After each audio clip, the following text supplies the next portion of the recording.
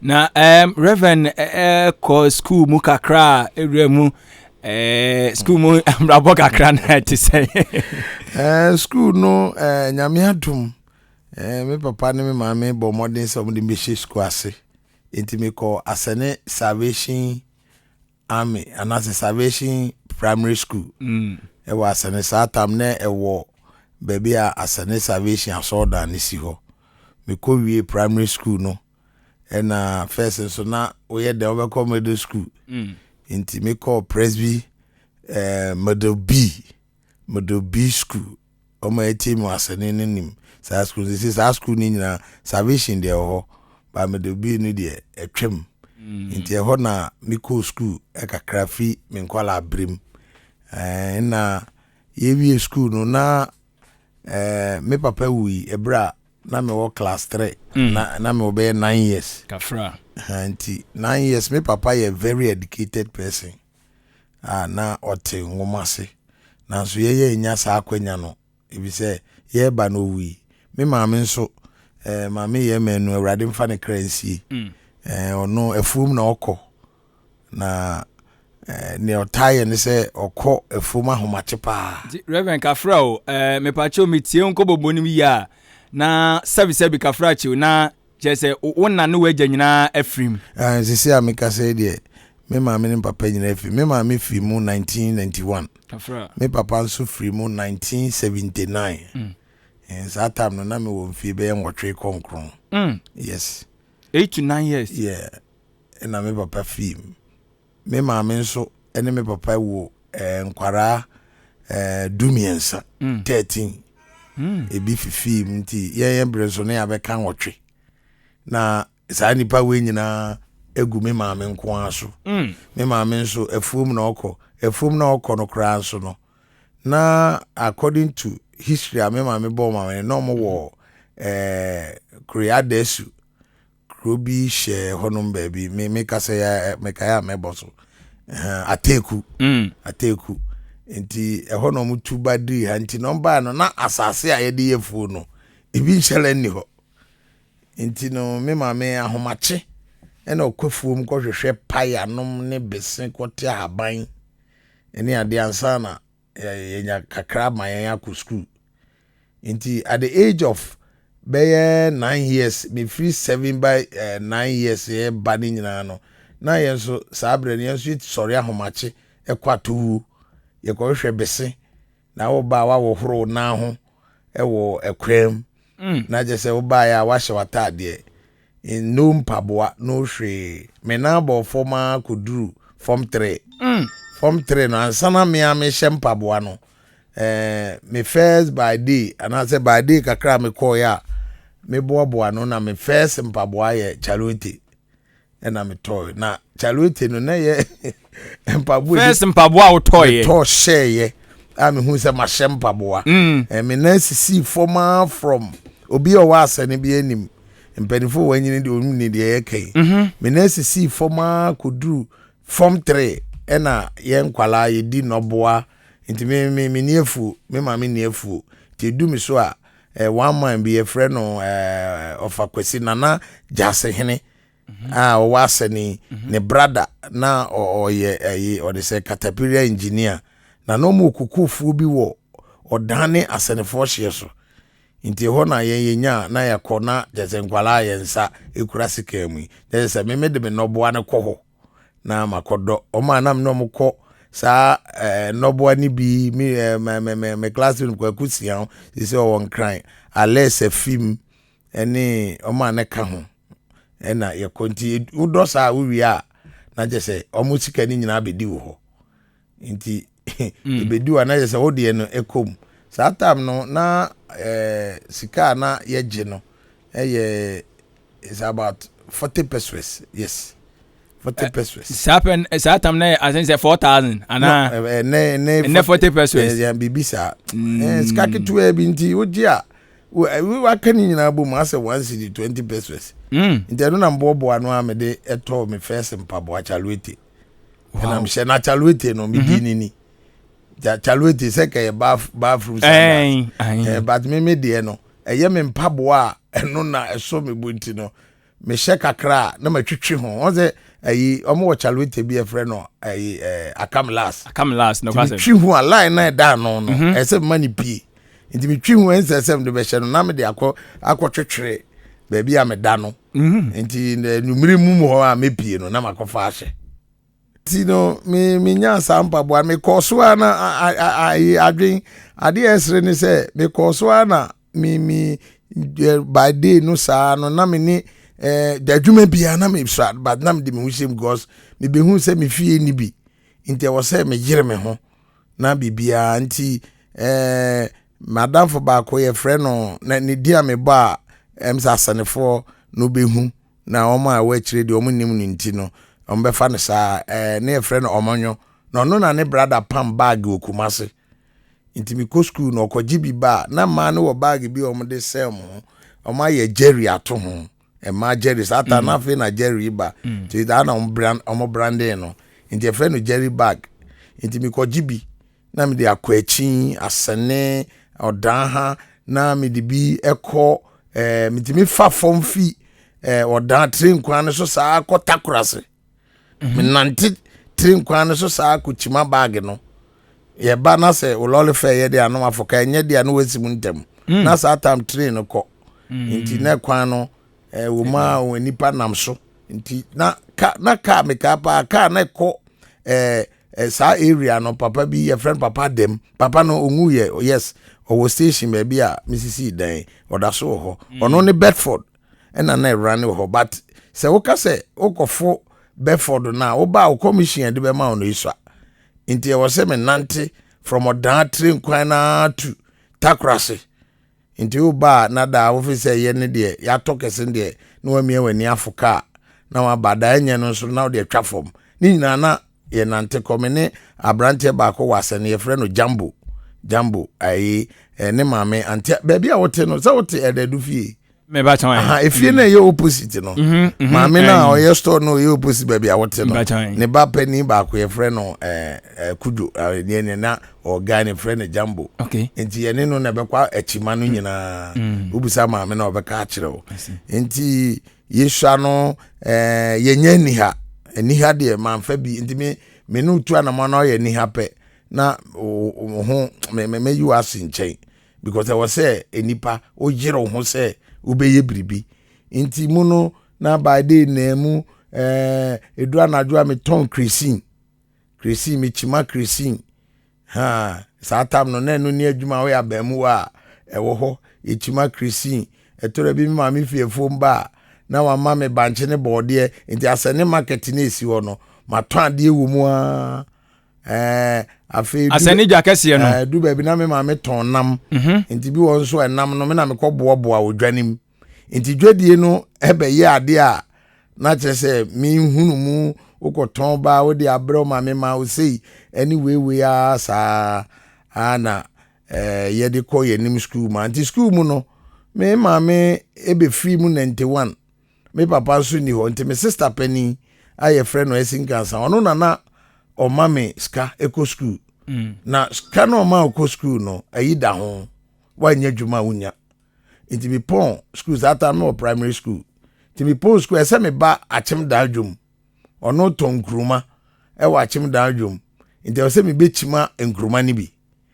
nti me kwa bia o kenten ba ko mienu nchima ya me ya nkofi nti oda me ka se se me kai o mo ana me to nkruma e wa achem da dwum o nim sister Aglid ene sister Urajoanom eni binum ho no ma mani afio manim enti no mu se me badjo me che me singlet ni na me na bobofom na me kochima what they say nkruma old town ye the faho Roman camp asane camp na adwen saadi we de me refi da bi na me chima nkruma na ukọ old town public park na baby o ma ye the background so abronsen bi wo ho fie bi sa me pese me specific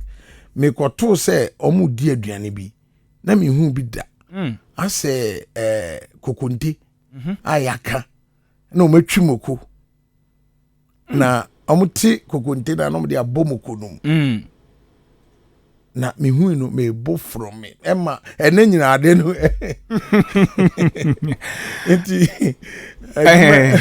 sa ade no go na si na ye grass we do edumra ye bransa na adidi na obi so dua na wo di ni enti wiase no de wote no betima ba se won so de no kra no yes na obi die enti ye di sansi ye no saa na ye di ni na mu a ye wie school me wie school no ende mpacho me o radio so nyese me yi me ho aye nyame adom obie madwi mu a ngoma de na minim enti me nya scholarship be me ensa nya bi wo hectare for wo a college we Hector College of Accountancy. Okay. Yes, ye ye exams be school. Me na me top ye. Okay. In the school no ma me scholarship. But me new behind for manko. And me be we as na djuma na me ni ho pa se me accountant. And na e wo me mu say air condition ni mu me accountant. Because na me nim konta. Okay. Enso me new penny be ni menim. Because na me papa e wo me ma me ewu. And na education kasa nipa bebre na edi akiri. Na nya de a o ma ni di akiri. Me sister penny ba ko ni e jama. On de na ne nsam wo bi. To no yes obehwe me nso eduru ho no. Man sa. Enti manko ebiem na msan ekoye exams biem na minya common entrance minya scholarship for Assume Secondary School eno so manyo bi afo manko na msan ekoye biem St Francis Senior High eno so me twa say menya scholarship obi anko but na ade na me hwe pa ne say na me swa nti that time no mum de na say na ede an ikure ni ho but na me po bi aso me nsa keke na ko churu me din say obeko school ha but me plan nyina ne say so omutimi di mi eku school na de meye ne say de bia e pon school me board down lorry station abe swapa nti me swapa na nka me de ahwe me ho but me nyu obi amfa me nko ama ne ewo me trim se meye no maye ma swapa no nka because no me ni je say meye crutch ni say accountant with the bank and I say bibisa but for ne de ne meka da bia ne say uyeyi a na hu abusuafo uyeyi a na hu abusuafo but ope mo apa de a eyeden if you say na abusuafo ho me papa wui at the age of 9 years no ne nua pani ba ko papa doctor obete me say obehwe me abusuafo ni buka no original say me de wa fa me so obehwe me nti eye me de but o fa me wi a na de kogu akura bi wo ayi o de say akwati achi we friend na anwea so sese kura da ayekuro anwea so nti o kokofo bi wo nti kokofo na e wo ho no kura ho na ye wo nti adwene ye ne say ye ne nem koko ho ye so koko wu ne ye chichiri bi so awfi kura na ye wo no banwea so a wankasa wa obebo nsem bedu na okon atai ye bubuja efri ekura no ne abeton anwea so ina me bubu misie I think once in the 20 pesos but me radio so nti papa no hu ni pa bi diskani se mo fai my first kana man bi na nyina me ka se ma me no wawu but me ka se me once in the 20 pesos ho ana odekro ava mama enti me wakura ho no na deko adweba mti se me de me say ye fie kura ho be fie me go biem because me hu se me de nya de kura ho no betima boa me ti fie oba na ye ko biem no na me se me de kura de me nko ti me ko ma me ne wo se me ko jimi sika me once in the 20 pesos na de me de aye na ma me na first kana ma me papa no so se me nko kura ne de on hwe me biem into one hwe me biem ti it ends there me di papa na chi be say 1 year into it ends there obi a wakat say a chirem pedifo nyina aso obehwe me no it is ka me ka se me nko ekura biem a engede na eso ye so bisa me ne am pese me ye enti nyame adom nipa e fa ye nsem me mama wo mo no aya da bia me pese me omo kire de ombeye enyem na me hye wo do wa ni machi no jame to jame no ene pa bia e beti bia ikobi didi musa say one no de wa bla bona be hye nsem me ana me bom bra me ana me bom bra dwen aha nyame adom mo afrem say memra saa dwumadi kɛse su yi no ɛyɛ awurade na aboa me ɛyɛ awurade na aboa me ntimi didi mu a me wie school no ɛna me maame se kwasi unse me nibi anka metimi ade wakɔ w'anim so me nibi ɛyɛ ampa so ye maame ka no bi ntini me kwakɔ hwehwɛ obi na wakɔ store boy akɔ store no after JHS no anka obekɔ secondary school middle school middle school no anka ese ka me kɔ secondary school manya scholarship miensa emfa obi a ho ti sa brand na maame wo ho me maame wo ho okay nti no or they say men obi amfa man kwa je say yes struggle a me di wie school no na me maame ye say obekɔ akɔpɛ obi na odan me ne no abetena na ma betena o say store boy enti me maame tu anamon na otu anamon no papa bi wo asene e frɛ no owura kwa me amponsa me dana se papa me say senyo no a enka anamon me tu ye nyina no ma me du a sisi papa no wo kasoa me kira o ma be hu ni ye ye me ko pani ne brother maame Doris ne brother ena oso me nsa ena ode me bre eda kwaten uba nipa bebre nim no okay otonton fridge no ton dan ho nema si otonton fridge no ne ade ena ode me buy na me be store boy wo papa ne nchen na me buy na adwen isa se na bibie ni me fie na me nso me wo ani so ade hu bi wo manim se da chemeye no man fast store boy na me be ye no ani agro ende mbe som papa ne papa no so ehu mobo o ma me tra ne fie nti fie esom ene store hosom obi be to cementa mesu agu kem that time no me hu me no be hu na me hu na pie white so cement na obi wa na wa chew kapre bi bi wa na wa chew bibi na me sie saa time no na otua me ka boso me 10 pesos. That is a net 1,000. Yes. And can this 1,000? The banga never hoye. No mama duani di. Or mama chop money. No mama 1,000. It what say 10 pesos a net 1,000. First net 1,000 and net 10 pesos. And first net 1,000 net 10 pesos. Yeah, me that's it. Inti odi menim no ko J bank note. Emma me wo National Savings and Credit Bank. Ata baby a multi credit for one na sa bank ne wo dan nim okay na me ko ji nti meji a na mako save 1,000 sa nti edu baby no na madam fu bi na enye mi tipei bado ye peni a na opemasem na osoma me nti na me ye no adamfo akwala bat na me bre me ho asema no ono so oboa me temska osoma me anti your friend Yamensa Mr. Yamensa si o America Yamensa me na new edino no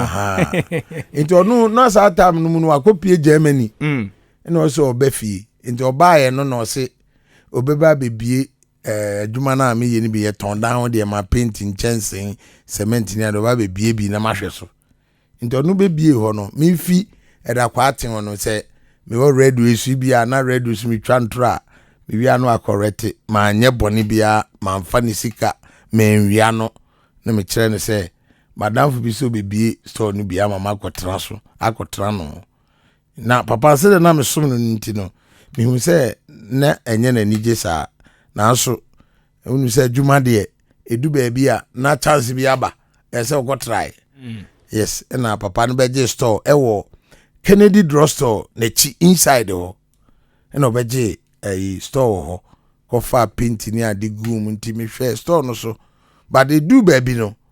papa no so na adwuma na ekoso fine but papa no ekosesa ni nuanom ni namfofo be ka ma store kitikiti no na ye nipa 9 but me be hunu se da bia de aboa me abedu ne ene se minya asemo a minya obi nka bi mame minya busuani bia emedi machi enti da bia mehwe me hu yie enti nipa na ye begu store no na me to me no na adwuma na ye ni nipa no no ye doso sen adwuma no ebi se expenses a ebekoso no ebedu be papa no be obeka se medi ni sika enti me je be 1.5 years no afi bi oba na mka kire ne se adwuma no mintimi nye biem mintimi nye biem reasons no de man kire but na eno na ye reasons na me di fi papa no store no enti sata me fi me master kwaten hono na ma save a be ene kakra papa no so de ma me hono no na ma benya 90 Ghana cedis na tete no na 100 and then 90 Ghana then na yemi dwetri enti 90 Ghana yes enu 1 million debi mbacho na ye ya be ya me be free store no 92 eba 93 no okay yes okay. Inti me be trans ne kakra because na me hu ba bi am refa ena me ni na mu a me so nya me mama ne den ayede ya de okay ya chede inti ba bi a frimpon odan frimpon the store no on say washing baby odan ho opoku de obehu na eho nyina ye chaos inti mi ko nya chaos ho na carpenter ni bi ote odan Jamaica ne dia na mko no ne me ka ho asem nyina se ode be mame but they do that ni do ya me kwa kotu aka nanka ma hye ma bra boase wo no e na papa ne say on fa mame biem oh yes but mo mabem ba me da hodeko na me dwene isi ma betene fi me yeden e na makomanim e na me kai se ba bi e na me woyi me main store no me woyi no na makonta me sister Penny a ne ye jama ye friend Auntie Janet on grind na ni kunu ye friend Mr Atifa ofi oda old town Ahemfie ni kunu no na ono no saa time no ye marketing manager wo Achimota Brewery Achimota baby a old Peace FM wo yes ona ye marketing manager papa ni ni pakese na no distribute nsani bi e wo saa dan na me wo mu no nti saa time no na minim de asi ya to store num na me wo master kwaten ono osoma mi bia mekọ no mehu se dan no ya tum nti me da hoda kwa na e ba mu se no me nim ba bi o motingran adwen akra me nim ho me nim nkran ho nti ba bi o mote no me nim ho nti akase mekọ ena mekọ me wofa ba ko ye frɛ no kwaku frimpon dodo na no mo ne wo mrane obo football no mfrɛ no kwakuyu okay na me ko kasam ne kire no se ongo jame won grai na mbese me ko me sister mo me hu so mo store bi wo oda ne yatum na me ko kan kire no se o mo de be ma me a ma ba be ya halala wo ena me wo fa ne so be konti yeto body ne abe nti ye froka akudu kaneshi yedu kaneshi yenim Achimota ye bisa trotro ye trem no bi a kire yen say my sister mote Kingsby Junction fitafo bi yedu oni bisa ma mo fie ani nti sa direction na adwen ye de ko ti kodu Kingsby Junction si ye fitafo no ho ye ko bisa so ye hwe Mr Tifa na mo so efie ni ba o matua amon tie bi eni e de fa he samaba ti jirawana ba ho se monko my 7 junction mudura mine na a bondin de mengai mo busa sa mine we ya onene ne wo Achimota Brewery ho nti ba bi o mte no mbekere mo na adwen from sa Kingsby ho echo my 7 junction no emu twe kakra nti me so abe no na me ofa ni kura bode no nti ye ko hu papa no ne boy amane papa no hwe sa so he na mo ka Nkansah na ewe nipa amoson bode ne abese mbebusa wan mini ba bi ote nti ejina ho na ya dweri ne ejina ho but ya ma papa na asem na mu ya bam je ejina wa fe hu se ono ase momfa kwa ne so mo kwa yi church bi esi ho mumisa ombe kire mo ode abufu ne so ye abufu no gra dem fe ho na ne buafu me say ne buafu ye say ye bebisa ne say won kire ye misatifa keke o enti enipa bebri wo no ma enipa hia mo afi wo mo ho but obi who approach ni kra response or de be ma no na detail but me dey in detail me I see me mo fa na in detail say wo tietia ye enti no ne aka na no ano ne yensa yechi no de ne sasa na kire ne nante ya be say bi a hatu be manso nti eduru honom ɛhɔ ne yehia obi ne ebisa ni picture so yi picture no na wo manimi ɛna ɔkyerɛ sɛ first papa bi be police commander ne friend agbanato na a strong man pa na ɛhɔ na wasi ne fie nti ehu fie no a di picture ni ebisa no so ensuo bi da mutwa pɛ efie no na ɛhɔ ti na ye ni tu efie no ne mkɔ e me de amane ekɔbɔ makonta ne me sister ɛna makonta ne bizam sɛ na wo kwasi be my store wo ska am so da ma save 900 which is an nente Ghana okay no mo je feso so me ni abredia me nkongo shase no no so be boa me 300,000 okay which is 30 Ghana so ma benya 120 no kire yen o tama me ba ko ma ni nua ba ma me sekum yekɔ hɔ ɔmo na ɛwɔ ahemfie n'anim ɛmɛm hɔ yekɔgye key no ɛna me best start year store no mu adwuma ɛna me hyɛ but ade ɛboa me ne sɛ na me wɔ ɛdakwate nkyɛn no na ebi wɔ hɔ timi ɛsoma makra nti ɔno kra na nam no so na me hu nkran okay yes nti yɛkɔ a ɔma ɔsoma yɛkɔtɔ nneɛma wɔ mo hɔ ɛne ade nti me kɔfa me nneɛma no na me sika yɛ 120 me call one my friend no o dan for ton chance bebre ni bra kwa me ne mra ne dia tuli baby okay ti me kwa na me so se me so mate me hu nti no aya na maboa me ti first day ne dia wa mam bibia ti me dia me toy me ka pass and chance 2 packet to top polythene bag na dwan homa na mba be yin chance no hwehwe ho okay e ti twetwetwe ho ti se ne a me de ne ma bebre bi aba no eni saa bre na unya saa 120 na o sha ase na nkasa na yi abai 19 me started store no 13 February 1993 next year February 13 na me be saa store no menya 30 years wow yes you see 30 years fantastic na nye easy say obey adwuma oda na what ma running it 30 years